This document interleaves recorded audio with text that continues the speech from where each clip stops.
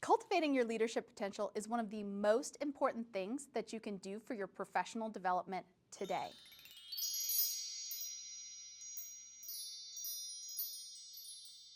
So today I'm going to talk to you about 3 different things you can do to develop your leadership potential. 1, you really have to understand yourself. 2, you really have to understand others. And 3, a leader has to be brave. So I've read a lot of books and seen a lot of people talk about leadership. And there's always one thing that they come back down to. And that's for you to understand yourself. Now, you may be thinking, I've lived with me forever. Of course I know who I am. Of course I know what I'm good at. But the reality is that if we are not thoughtful about our behaviors and our actions, it can become very easy for us to behave or act in ways that do not truly reflect our values and our beliefs.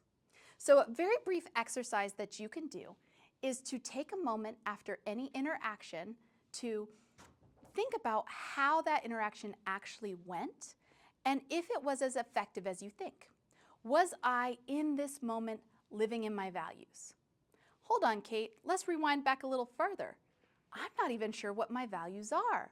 So maybe before you even debrief about what happened during any interaction, is you may have to take a few moments to really crystallize and understand who you are and what you stand for.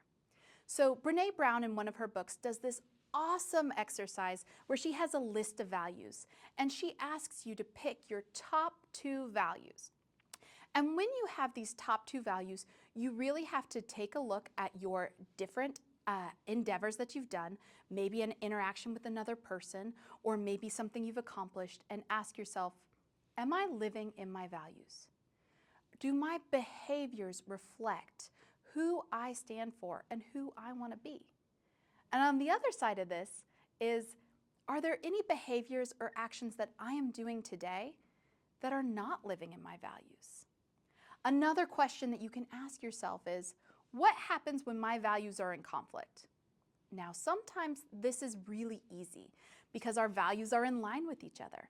Maybe you have a value about teamwork and cooperation. Well, really, ultimately, a lot of ways those are the same thing.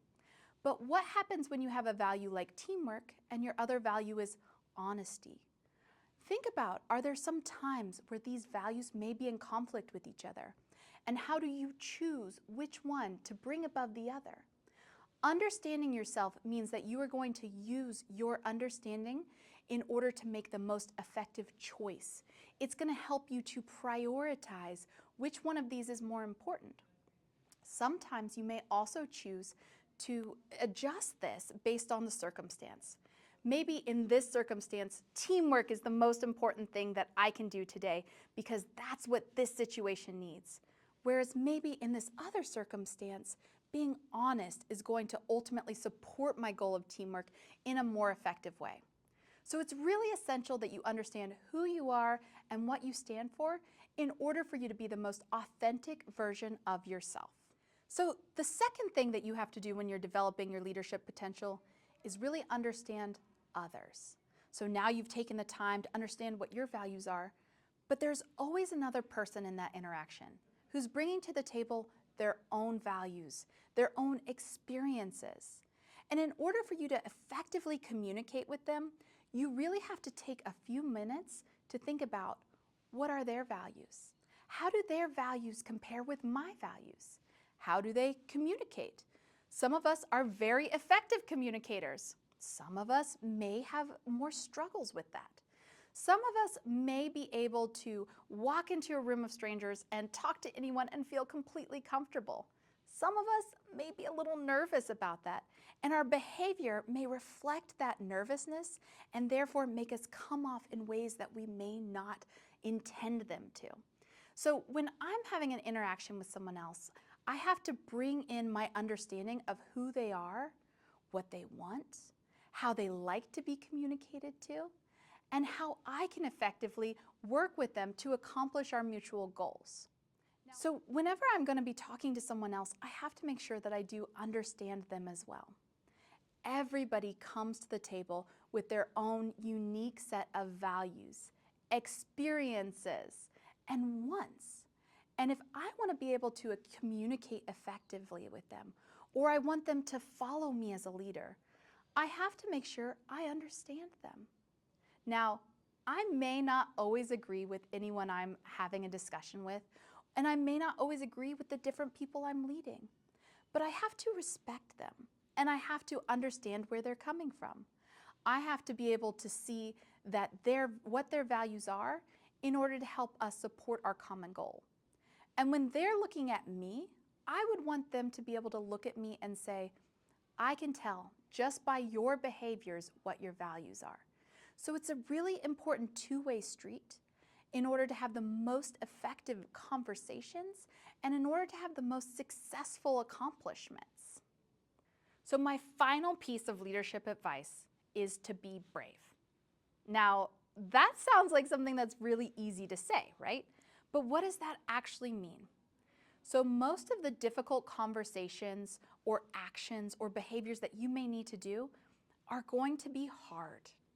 And so many of us really don't like to be involved with hard things. That's human nature, right? We say, ooh, that sounds hard. I don't know if I want to do it. Or we may think to ourselves, this is going to be a really awkward conversation, so I'm just going to put it off as long as possible. The reality is that when we are dealing with hard situations or awkward conversations, we need to address them head on in order to really be an effective leader. So I would encourage you to look at things going forward as an opportunity to develop yourself as a leader. And you can just remember that even if something doesn't go exactly as you planned, this is a learning opportunity for you to say, was I living in my values? Maybe not. How can I do this more effectively? Or, ooh, that conversation did not go as I planned. Maybe I wasn't understanding where that person was coming from in an effective way. So I want you to think of every opportunity, even the scary ones, as an opportunity for you to build your leadership muscles and to develop into the kind of leader that you want to be today. So in conclusion, the most important things you can do to develop your leadership potential is 1, understand yourself, 2, understand others, and 3, be brave. I know you can do hard things.